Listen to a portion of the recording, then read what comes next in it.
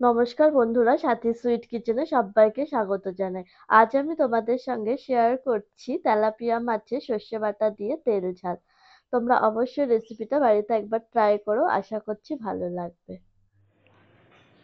Tilapia মাছের সর্ষে বাটা দিয়ে তেল ঝাল বানানোর জন্য এখানে তেলাপিয়া মাছটাকে কেটে ধুয়ে নিয়েছি, সর্ষে বাটা নিয়েছি, পোস্ত বাটা নিয়েছি, কাঁচা লঙ্কা আর পেঁয়াজ বাটা নিয়েছি,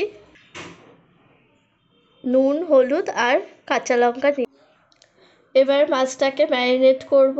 এর জন্য নুন দিয়ে দেব, হলুদ গুঁড়ো দিয়ে দিচ্ছি। এবার খুব ভালোভাবে ম্যারিনেট করে নেব। মাছগুলো আমার ম্যারিনেট করা হয়ে গেছে, এবার মাছগুলোকে ভেজে নেব। তেলটা খুব ভালোভাবে গরম হয়ে গেছে, এবার মাছগুলো ভেজে নেব। এবার মাছটা দিয়ে দেব।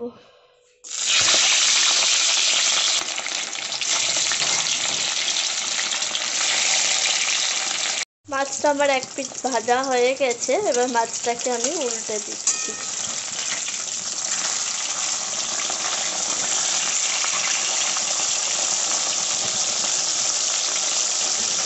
মাছটা আমার লাল করে ভাজা হয়ে গেছে, এবার মাছটা আমি তুলে নেব।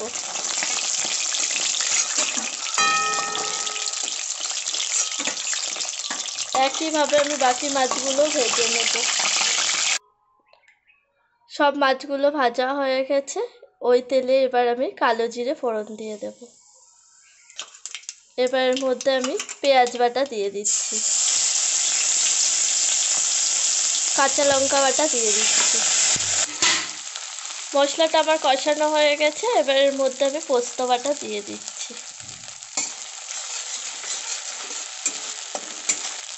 এবার এর মধ্যে স্বাদ অনুযায়ী নুন দিয়ে দিচ্ছি, হলুদ গুঁড়ো দিয়ে দিচ্ছি। আবারও খুব ভালোভাবে মিক্সড করে নেব। এবার এর মধ্যে আমি পরিমাণ মতো জল অ্যাড করছি।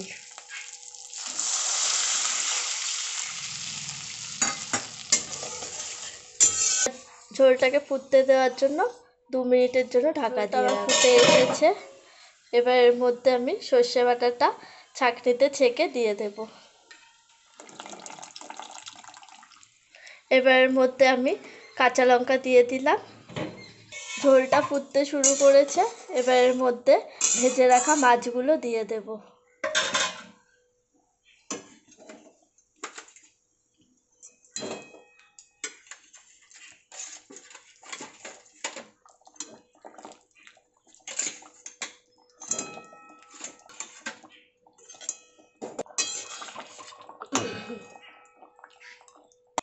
মাছের ভেতরে যাতে ঝোলটা খুব ভালোভাবে ঢুকে যায়, এর জন্য 2 মিনিট ঢাকা দিয়ে রেখে দেব।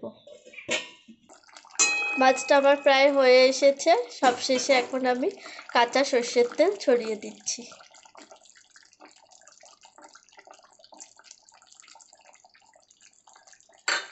এবার আমি ধনেপাতা কুচি ছড়িয়ে দেব। তেলাপিয়া মাছের তেল ঝাল আমার পুরো রেডি হয়ে গেছে, এবার এটাকে নামিয়ে সার্ভ করব।